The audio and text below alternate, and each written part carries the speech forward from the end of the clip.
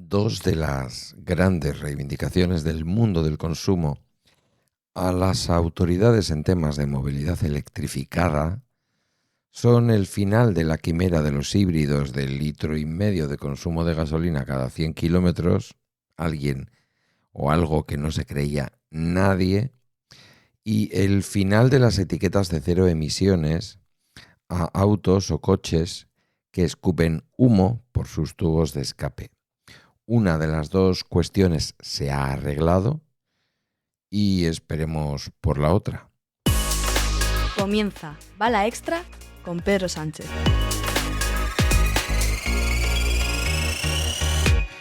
Buenos días, hoy es lunes 7 de abril de 2025 y este es el capítulo 1434 de Bala Extra, un podcast sobre mis cosas que en el fondo son las tuyas.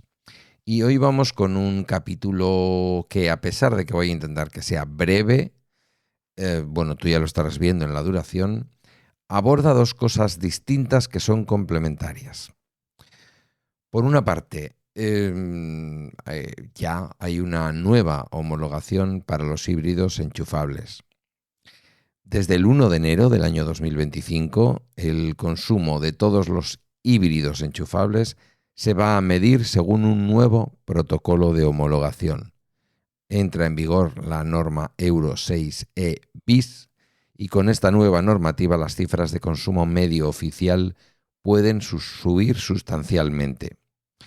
Mirad, la noticia la leíamos en la página web de la Organización de Consumidores y Usuarios, que es verdad que es una de estas organizaciones que lleva tiempo apostando por la verdad en el vehículo eléctrico y electrificado, y nos pone como ejemplo un Porsche Cayenne, un pedazo de vehículo que pesa más de 2.500 kilos, 5 metros, un pepinaco enorme, con un peso enorme, y que homologaba según el ciclo WLTP, que ya sabemos que no es realista ni para los coches eléctricos ni para los de combustión, pero para los híbridos era una mentira tan evidente como que la Tierra es plana.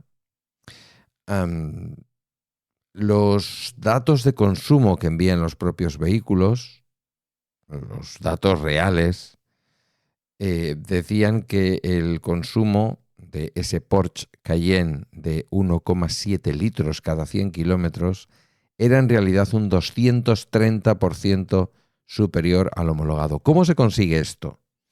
Pues tampoco hace falta ser Pitágoras para saber esto. Los vehículos, ahora os explicaré porque os voy a hablar también de la modificación del Moves 3, del Moves 3, la modificación no, la nueva ampliación del Moves 3 una vez que el gobierno ha conseguido sacarlo adelante. El híbrido enchufable es un vehículo que tiene una batería eléctrica relativamente pequeña, más bien diríamos que en comparación con un vehículo eléctrico puro, muy pequeña, y un motor de combustión normalmente de gasolina normal, como los de siempre, con las modificaciones necesarias desde el punto de vista de las centralitas de los coches, de la autogestión energética de los coches, para que el vehículo pudiera en un momento dado circular con un impulso eléctrico, de energía eléctrica, o con el impulso del motor de combustión interna de toda la vida. El motor que se llena de gasolina y que emite gases a la atmósfera y contamina.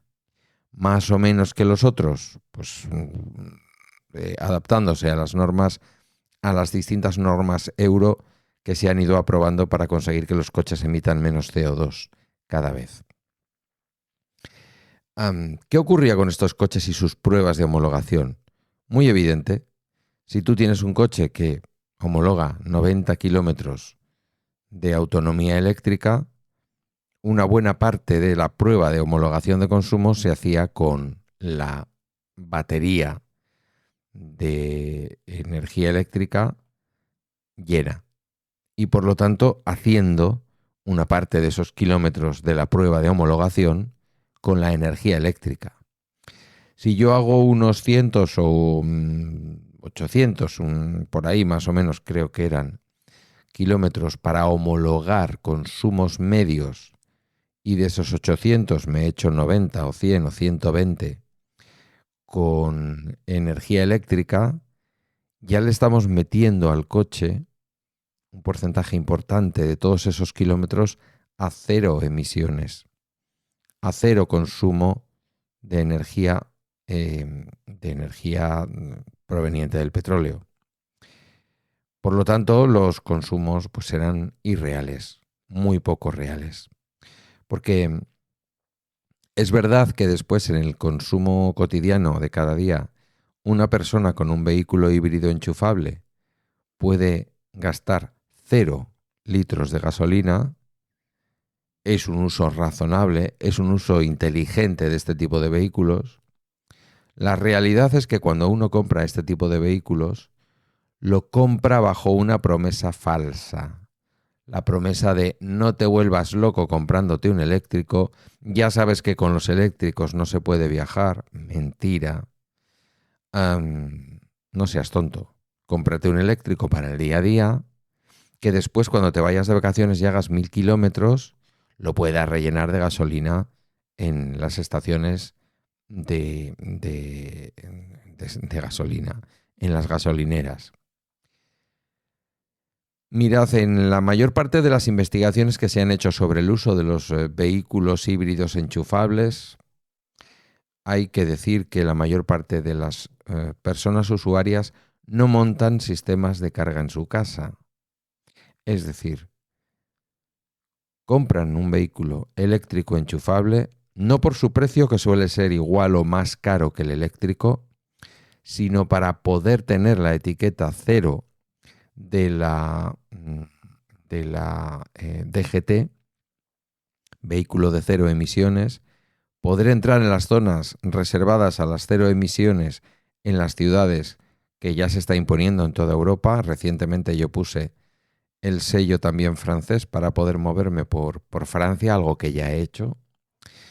Y claro, estos coches, al menos en España, obtienen esa etiqueta cero por el hecho de que disponen de una limitadísima autonomía eléctrica. Y además ninguna garantía de que cuando llegan a la ciudad es cuando utilizan el motor eléctrico. Yo puedo vivir a 70 kilómetros de Madrid, algo que no es extraño por cómo se vive en la capital de España, tirar de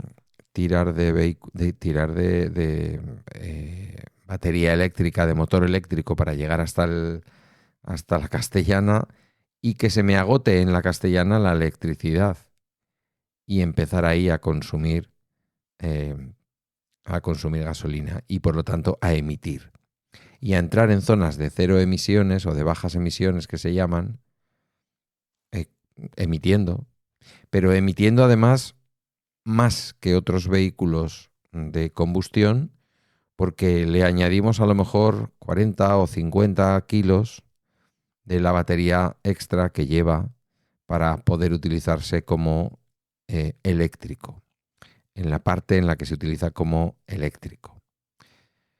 Toda esta mentira se desmonta ahora. De ahora en adelante ya no van a poder engañarte en un concesionario contándote que el vehículo de combustión con una batería eléctrica que te permite hacer una parte pequeña de un viaje largo con energía y con motor eléctrico, pues tiene un consumo de 1, pocos litros de combustible, sino el consumo que sea. Y esto es así porque se van a hacer ahora las pruebas con más de 2000 kilómetros, con lo que ya no va a ser posible engañar tanto. Va a ser posible engañar, pero no va a ser posible engañar tanto. Cuando ya te haces 2000 kilómetros, es razonable pensar que aunque vayas a viajar a Europa, para hacer esos 2000 kilómetros has tenido la oportunidad de poder parar a recargar el coche en la parte de combustible, pero también en la parte eléctrica, porque habrás tenido que hacer noche en algún sitio o similar. y ahí los consumos reales de la vida cotidiana se parecerán más a los consumos prometidos. Ahora bien, seguirá habiendo un gap, una diferencia entre el WLTP y lo que te diga la realidad después. Pero insisto, eso ocurre también con los vehículos eléctricos. Mi Tesla Model 3 de rango normal tiene homologados, me parece que son 526 kilómetros en el ciclo WLTP. La realidad es que por autopista, que sí que alguien puede decir, hombre, pero es que yo salgo de mi pueblo y voy entre carreteras a 80 y llego a otro pueblo y ese es mi trabajo y eso es lo que hago cotidianamente. Pues evidentemente te va a durar más. Pero si yo salgo de aquí y me voy hasta Francia por autopista 120, difícilmente voy a superar los 430, 440 kilómetros en un día con unas condiciones de conducción normales. Por lo tanto, el ciclo WLTP engaña en todos. Es optimista en todo tipo de vehículos, ¿vale? Lo que va a ocurrir es que ahora se le va a acabar un poco el argumento al comercial del concesionario para engañarte. Posiblemente va a seguir contándote que el híbrido enchufable, porque evidentemente las marcas tradicionales se están resistiendo. Y es su manera además de decirte, y encima te estás llevando una etiqueta cero. Y aquí viene la segunda parte. Por favor, autoridades, hay una recogida de firmas en la página de la OCU con esto, que te animo que firmes. Que es pedir el final de la etiqueta cero para vehículos que llevan un motor de combustión. Ya está bien. Ya está bien. No puede ser. En Francia no lo es. En Francia la etiqueta cero, vamos a decir, te la dan si el vehículo es eléctrico puro. Ya está. A partir de ahí son otras historias. Puede, y me voy a pasar ya al Moves 3, puede que hayas oído que efectivamente se ha renovado el Moves 3 y tal y como estábamos diciendo algunos, a los que nos querían escuchar o nos preguntaban, desde comienzos de año, si estás pensando en comprar un vehículo eléctrico, cómpratelo, que el nuevo Moves va a ser retroactivo, ¿vale? Lo es desde el 1 de enero del 2025 hasta el 31 de diciembre del 2025. O que se acabe el dinero, lo que antes ocurra, aunque se supone que si se acaba el dinero se dotará. Va a seguir teniendo los mismos problemas que ha tenido otros años. En comunidades autónomas como Euskadi puede que te lo estén pagando en 3 semanas y en otros lugares, que no voy a mencionar para no meterme en cuestiones políticas, en otras comunidades autónomas de signo distinto, además, debo decir, diversos, pues puede que te tarden 3 años. Pero, chico, reclama a tu comunidad autónoma y a tus políticos, ¿vale? ¿Puede ser un problema del gobierno central? Puede serlo. Pero el problema es que el gobierno central no se puede meter en las competencias de las comunidades autónomas. Saca adelante el programa, lo financia, pero después este tipo de programas de eficiencia energética los gestionan las comunidades autónomas. Yo ya digo que mi experiencia con el segundo coche, con el Tesla Model 3, fueron 3 semanas. 3 semanas.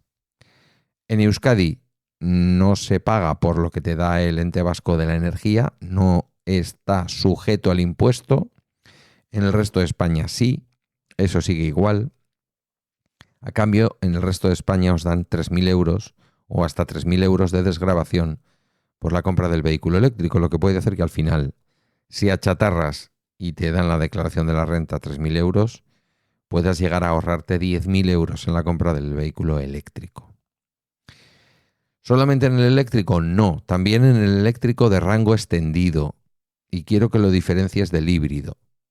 El eléctrico de rango extendido es ese vehículo eléctrico cuyo único motor para mover el coche es eléctrico, pero que después tiene un pequeño motor, lo está usando Nissan, lo utilizaba en aquel momento el Opel Ampera, tiene un pequeño motor de gasolina, en este caso el motor pequeño y el depósito pequeño es el de gasolina, que hace que se carguen las baterías que llevan esos coches, ¿vale? Sería como un híbrido, pero al revés. La conclusión es la misma. Al final, para moverte con un motor eléctrico, estás quemando gasolina, ¿vale? esos coches tienen el mismo descuento que el motor eléctrico puro. Es otra cosa que no hay quien la entienda, pero que estaba ya de antes en el Moves 3 y no cambia, ¿vale? Por lo tanto, siguen disponibles las mismas ayudas que había en el Moves 3, que en cuanto a la compra de vehículo eléctrico o a la compra de vehículo híbrido enchufable con más de 90 kilómetros de autonomía, creo que es el híbrido enchufable con más de 90 kilómetros de autonomía. Espera que te lo miro porque no quiero liarme. En cualquier caso eran los dos, ¿vale? Tanto el eléctrico de rango extendido como el híbrido enchufable obtienen la ayuda máxima, 4.500 euros de ayuda, 7.000 si se achatarra un vehículo con más de 7 años de antigüedad. No, el eléctrico de autonomía extendida tiene que tener más de 90 kilómetros de autonomía eléctrica y el híbrido enchufable es todavía menos, entre 30 y 90 kilómetros de autonomía eléctrica. Pero al híbrido enchufable es verdad que las ayudas eran menores, 2.500 euros de ayuda mínima, 5.000 si se achatarraba. Los de pila de combustible, que son todavía minoría, pues lo mismo, 4.500 y 7.000. Y además, adicionalmente, se sube un 10% para las personas que son taxistas, o si tienes movilidad reducida, o si vives en un municipio de menos de 5.000 habitantes. Bueno, pues lo dicho. Nuevamente están las ayudas disponibles. Adicionalmente, excepto en Euskadi, hay una desgravación del 15% en la declaración de la renta por la compra de un coche eléctrico con un máximo de 3.000 euros. Es nuevamente el momento. Están subiendo las ventas de vehículos eléctricos. Es verdad que Tesla está en caída, posiblemente por el asunto del Model Y que no ha estado disponible, pero sin duda también a estas alturas ya es evidente que por la significación política de su CEO, el señor Elon Musk. Bueno, pues esto es lo que te cuento, que en adelante cuando vayas a comprar un vehículo y te ofrezcan un enchufable, un híbrido enchufable, vas a tener muchos más datos reales a la hora de decidir por la compra. Se están vendiendo muchos eléctricos, quiero decir, muchos híbridos enchufables. Bueno, creo que se está produciendo un uso poco ético de este tipo de vehículos. Yo creo que poca gente, muy poca gente que le esté dando un uso verdadero al motor eléctrico, salvo cuando van a determinadas grandes superficies donde no hay donde aparcar y entonces pues aparcan en las zonas de carga. Los dejan allí eternamente, vehículos que se cargan bien rápido porque tienen baterías pequeñísimas. Pero bueno, mirad, si con eso hacen sus kilómetros en eléctrico, genial. No vamos a generar aquí un clasismo entre el eléctrico puro y el híbrido enchufable. Aunque quiero que quede claro que uno es un vehículo eléctrico y el otro es un vehículo de combustión con una cierta electrificación. Y ya estaría este episodio de consumo. A lo mejor no estabas pensando en comprarte coche para este año, pero me apetecía que tuviéramos algunos conceptos clave, porque por aquí también nos están engañando cuando nos venden coches. Esto ha sido todo por hoy en Bala Extra, una producción de Emilcar FM. Puedes encontrar mis medios de contacto en las notas del programa, únete a nuestra comunidad en Telegram o busca nuestro canal en el Discord de Emilcar FM. Gracias por tu tiempo y hasta mañana.